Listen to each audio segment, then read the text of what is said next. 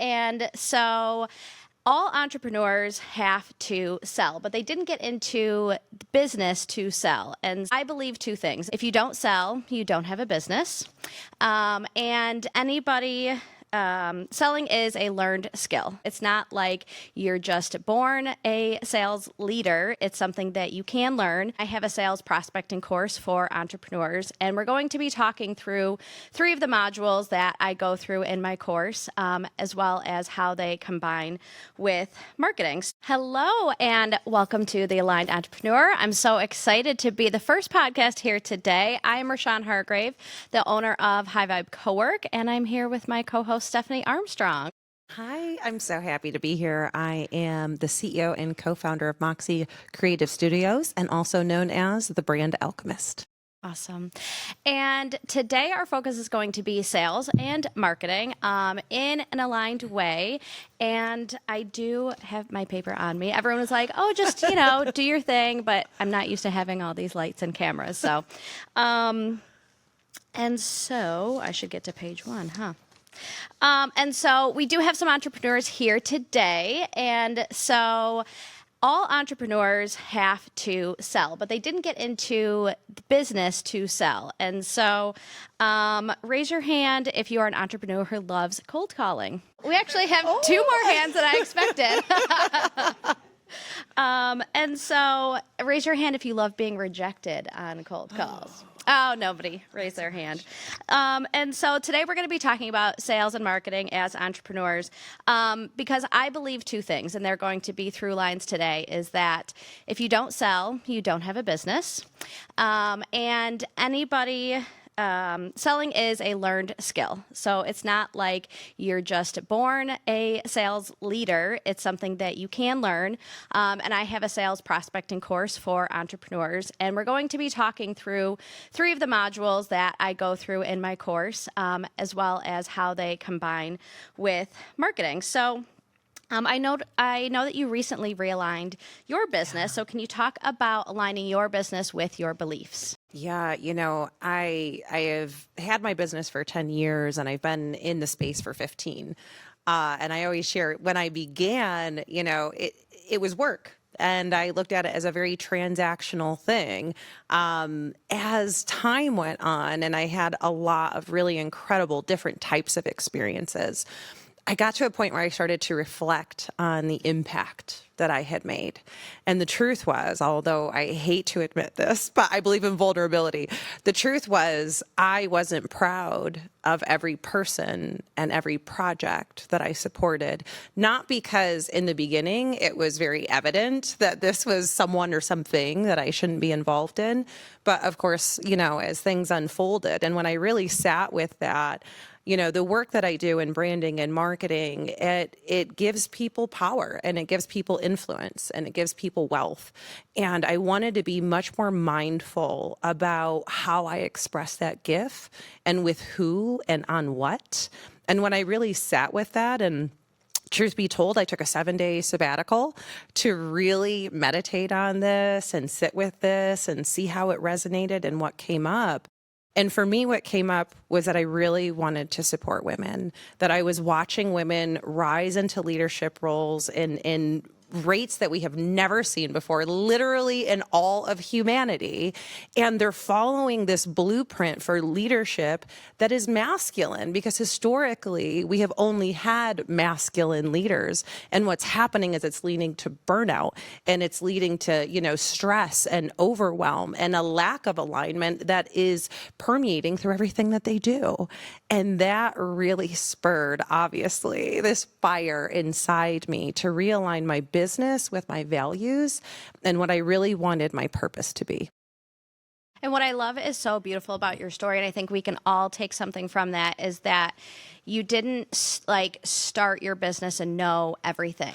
And so I think that pivoting and realigning is such an important part of the entrepreneurship journey. Yeah. And I also love that you talked about taking a sabbatical and meditating, because the first part of the sales course is talking all about prep. And so prep, one part of prep is mindset. And so when you first go to cold call, cold pitch, talk to people about your stuff, there's a lot of things that can come up in your brain. You know, our brain is meant to keep us safe and small. And so going outside of our comfort zone, like selling, can trigger a lot of fear, anxiety, and just funny stuff that comes up in our brain. So like when I go to cold call, it'd be like, well, I'm going to bother them. Oh, they're going to find me annoying. They're going to say no, so why even bother? And so it's all of the little conversations that start to happen in your brain when you go do something uncomfortable like selling. Yeah. And so I'm curious for you, I'm sure that you have that when you go to post or your clients go through that. And so what are some things that you do or help your clients with to kind of reverse those conversations? I think the first thing to recognize is when we think about, you know, this fear of rejection. Everyone has a fear of rejection. I don't care how successful you are. I don't care how beautiful you are. Everyone has a fear of rejection. That is completely normal and natural. When we say things to ourselves like, oh, I'm bothering them, you know, you started a business because you believed that you had something that was of value to someone, or you wouldn't have started a business, right? So the first thing is, most of the time, those things are just flat out untrue. You know, those stories that we're telling ourselves are just flat out untrue. Secondly, they're really indicators of self-doubt and self-sabotage. And when we look at that, like what is coming up, the underlying belief or lack of belief is, what is the value that I'm bringing? So for me, I don't sell anything. I serve and I solve. That's what I do. I serve people and I solve problems. And when you approach it with that mentality, I'm not selling you anything. In fact, I will unsell you really quick if I feel like we're not in alignment or this really isn't going to be a good fit.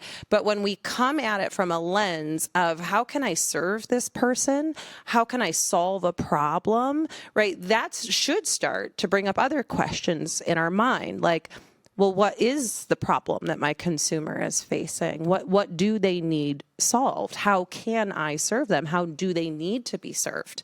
And when you approach it, how can I help you? How can I help you achieve your goals? How can I help you reduce your pain? How can I help you overcome your fears?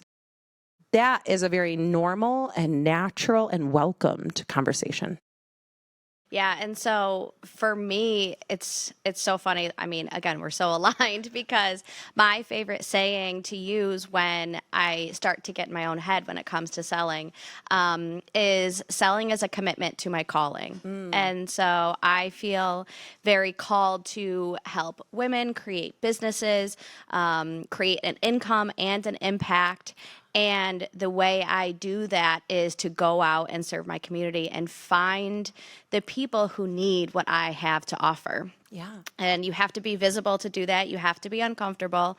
But it's a commitment to my calling. And so that is the other thing that's wonderful that comes out of that is thinking about the ripple effect. Yeah. And so if I can go out and make an impact on these women-owned businesses, and then they get to go and create more money, create more of an impact, then just the ripple effect continues. And it's just a really, really beautiful thing. So do you have any like rituals or routines that you like to use when it comes to getting in the right headspace to go out and put yourself out there? Yeah, it's definitely a process. So for me, when I'm starting with, you know, how can I serve? Who do I serve? What problem can I solve? It's really, for me, first about really understanding who your ideal consumer is. So when I got clear about like, okay, I've always been really passionate about women's issues and female empowerment. I've always been a girl's girl, hardcore, 10 toes down. How can I leverage this passion that I have for like really uplifting women, and who are those women that really need to be uplifted? The truth is there's women in all kinds of industries, but the types of problems I solve as a branding expert and a marketing expert is about increasing that visibility, right? Amplifying their voice, making sure their online presence actually represents the power and the prestige and the respect that they deserve. So when I think about that, and I really started to go through that in a little bit more detail, what occurred to me was that women, and I have been this woman, in male-dominated industries are definitely, not probably, they are definitely feeling this pain point much more than a woman who, for example, works in the beauty industry, which is a lot of women, right? So I've been in all kinds of spaces. And in those spaces, it's not to say that there aren't challenges, but the challenges are very different. When you are a woman who works in a male-dominated space, and I have been that woman for 15 years, there are very specific challenges that present. And I know exactly what those challenges are because I have lived them over and over again. So I know what the solutions are. So as I think about this process, it's like, we need to get really clear on who we're serving and the problem that we're solving, way deeper than the demographics. I came from advertising with ABC, and I remember our demographic categories are like women 25 to 54. Like, it's so broad. What does that mean? So many different kinds of women fit in that category. But when I'm like, no, my target demographic is a woman who's typically between the ages of 35 and 65 now, because we're rocking into some later years nowadays. They're women who they are spiritual. You know, they honor their spirituality in their work. They're women who want to make a positive impact. You know, when I started to look at these things, it helped me identify what are the spaces I need to be in.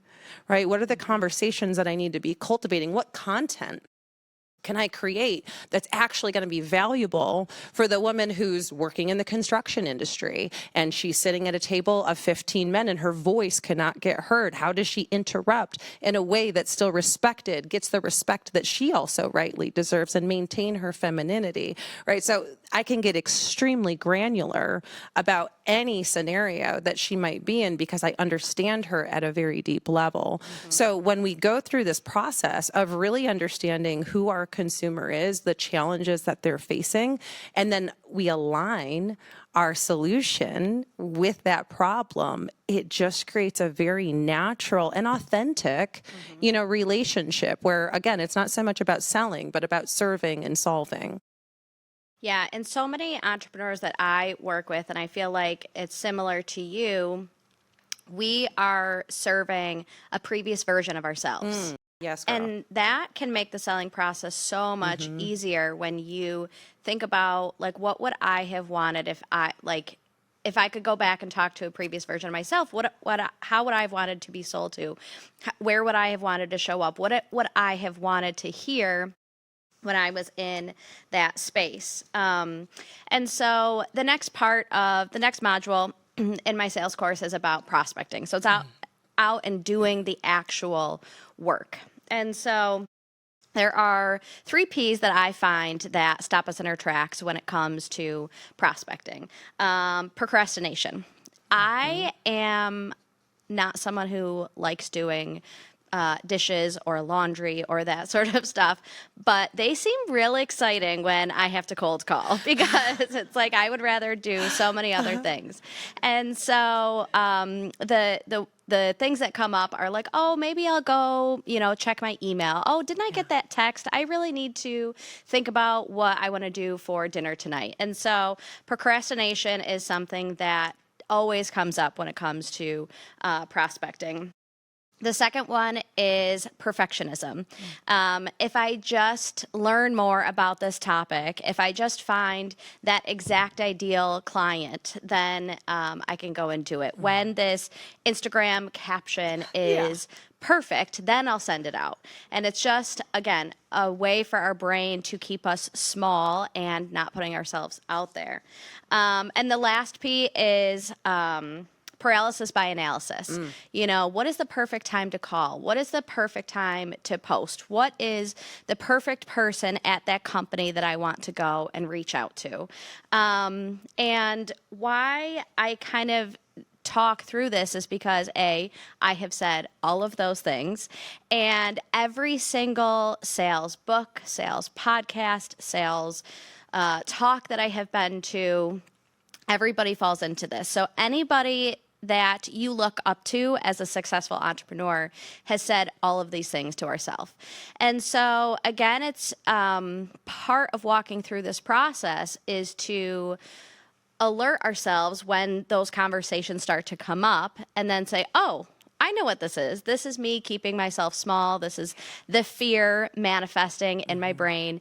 And how can we get out of that? And so as someone who, I was making about 250 cold calls a week when I was in my sales role for a software company. And so even with that, I stumbled over my words. I sent typos in emails. I, left voicemails for the wrong person. So I have done all of these things, but you have to keep going because action breeds clarity, and the only way to get to where you want to be is to keep going. And so what are your thoughts on some ways that, from a marketing perspective, clients kind of like find themselves stuck or not putting themselves out there? Yeah, well, I think, when we begin this process, it can be extremely overwhelming, right? There's a lot to do. Who are we contacting? What are we saying? How are we saying it? What days are we sending it, right? And there's a lot of amazing technology tools that we have available to us today to really help expedite and increase the efficiency and the effectiveness of the prospecting process. However, one of the things that I'm really big on today is, as this technology is exploding with automation and artificial intelligence, which is all incredible, and I leverage all of it myself. However, we have to make sure that we keep the humanity in it. We cannot have, at Moxie, we talk about soul and strategy. We can't have so much strategy that we lose our soul, because what's happening today, and I don't have all the information, I'm putting a thesis together on this right now, but what I'm observing is people who are not necessarily spiritual, or people who would not have, they would have found energy conversation is very woo-woo, right? Now they're starting to say things like, oh, that just doesn't feel right, or that's not really sitting with me. Or, I don't know, something about that person just feels off. There's this intuition that's really building in people in ways I have not had conversations. And I've been in business for 15 years. So I've had a lot of conversations, thousands and thousands and thousands. And over the last few years particularly, there's a huge increase in people who are really looking for that energetic alignment, whether they can articulate it or not. So as we move into this phase, it's really critical that we don't abuse the technology to the point that we lose our humanity, that we're able to really resonate with people in a very authentic way, because they're feeling it and they're sensing it. And as we build relationships, that's the type of impression and the type of impact and engagement we want to have with our prospects anyway. And one of as I said before, I was making about 250 cold calls a week, which I don't currently do because, I wanted to stab my eyes out a lot of time there.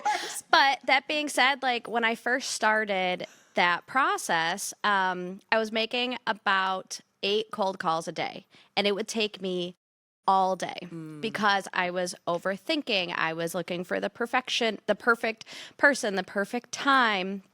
And as I learned how to sell, how to prospect, how to find those clients, I could make about 25 cold calls in an hour.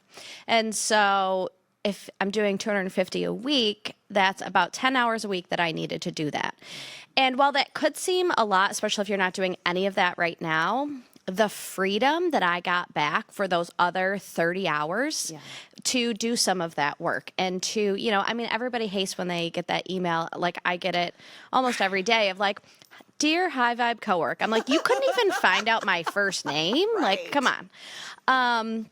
And so taking some time, you have all of that time to do some of that research and to find a client that is perfect for you. But that being said, I feel this is probably true for you. There have been clients that you've worked with that were not perfect, but you didn't know that until after. And it takes a while to figure out what that ideal client really truly is, because there are a lot of people that on paper or what you see online, you're this is going to be a perfect match. Or, I think this is how I want to build my business. I am of the belief that you should build your business based on how you want to live your life, not yes. live your life based on what your business Yes. looks like.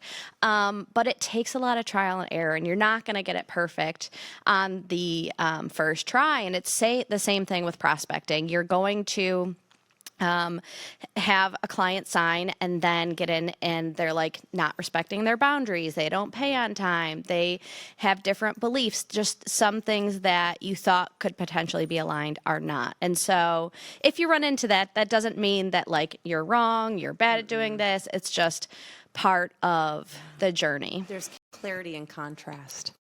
Right? That was one of the most powerful things I ever heard that helped me stop beating myself up, right? When those moments came where I was like, I thought this was going to be way different. Instead of being like, well, what did I miss? Like, what did I do wrong? Yeah. Like, what could I do better in the future? It was like, oh, thank you, contrast. Thank you for showing me that this is not what I want to deal with. So I am going to professionally just wrap this up, right? And we're going to move on to something a little bit more aligned. Yeah. And I was working with, I'm a high school volleyball coach, and I was working with my athletes on this week about their mistakes are nothing more than data. It's yes. just data. Like, the more data you have, the more you're growing, and you wouldn't want to be in the same place that you were 5 years ago. And so you have to take that data and use it to grow your business, to find different prospects, to figure out who is actually going to be the one that lights you up when you work together and you get excited when they call you and they have wins and you're cheering for them as well. So the last part of the module is pursue. And so a lot of times, like, you prospect and you make those cold calls and you actually like take the leap and you're like, oh, I did it. But every single person here has left stuff in their cart. We are just inundated with ads and with information and with text messages and emails. And so even if like you find something that is the perfect fit, clicking buy doesn't always happen right away. And so you have to make sure that you are top of mind for your prospects. And so the nugget from here that I wanted to leave everybody with for this part of the module is the 80-20 rule, which is the Pareto principle, who was, he created it a long time ago. I don't want to say the wrong time, but he found that 20% of your work leads to 80% of your results. And so the exciting part about that is once you figure out what that 20% is, your life just got so much easier. Yes. The hard work is figuring out what that 20% is. So again, that is data. You have to go out and actually do the work to figure out what that 20% is. And so when it comes to marketing, how do you keep up with the frantic pace of like following up with people, being top of mind? To use automations? Like, how do you suggest people just kind of stay top of mind for their prospects? Definitely encourage automation at this point in time. Again, always infusing the humanity. At Moxie, we talk a lot about soul and strategy. Like, we cannot get so strategic that we lose our soul because people just don't respond to it. Marketing has really changed with all these technologies now, as we've almost become more resistant to it. We kind of filter it out, right? So definitely leveraging things like automation and artificial intelligence and all the amazing tools that we have available to us without losing our soul. And then I'll tell you, the biggest driver for me has been content marketing, right? So why is content marketing is far and away the best form of advertising today anyway. And the reason why is it's because we're sharing our thoughts, right? We're sharing our beliefs, our vision, how we approach things, our philosophies, our frameworks. So I am a big, big proponent, and I do this with all my personal branding clients. We're producing a lot of content, whether that's video content, articles, right, blogs, ebooks. I've got a client right now who's producing content for some national publications, so we're doing some guest blogging. I have another client who we're producing some national TV shows, right? So that's content. Even at a small level, though, and even I think too many people get really stuck on how many likes and comments they are. Please drop that in today's world. It's not a thing anymore. It's not a thing, because here's what's happening. 75% of first impressions with your business happen online. And if they don't like what they see online, they don't even call you. So your online presence has become literally the most important thing, because what's going to happen, and we all do it, you know what you do. You meet someone new, what's the first thing you do? You Google them, or you look them up on social media. And what the statistics are showing is if you're over 45, you tend to Google. If you're under 45, you tend to go to social media first. But that's going to be the first thing that they do. I don't care how many likes are on your video. I don't care how many comments are on your video. What I'm watching is the content. Who are you? What do you believe in? Are we aligned? I don't even care if it's polished. I don't care. I'm a marketer. Like, I know what goes into all of that. It's not easy to do. So I don't even expect it to be like super high quality. But what I'm looking for is, are you present? Are you active? Are you telling me about who you are and what you do and how it solves my problem and how it serves me? Is it a little bit engaging, right? Like, that's what I'm looking for. It's almost become our resume, essentially, our online presence. It's this digital footprint that we leave behind for other people to make those decisions. Is this someone that I want to work with? So I highly, highly, highly recommend having a presence on social media. You don't have to be a professional, but what you do have to be is visible. Yeah, and it goes back to you're selling to a previous version of yourself. Yeah. And a previous version of yourself isn't perfect. It's not polished. It's not, nice and neat with a bow, but it's real. We are coming up on time. So thank you so much for this conversation. It was really, really wonderful. And if you do want to take my sales prospecting course, I am offering one freebie today, so you can go and enter that drawing at our table. But as I always end all of my podcasts, big dreams and small steps will transform your life. Thank you.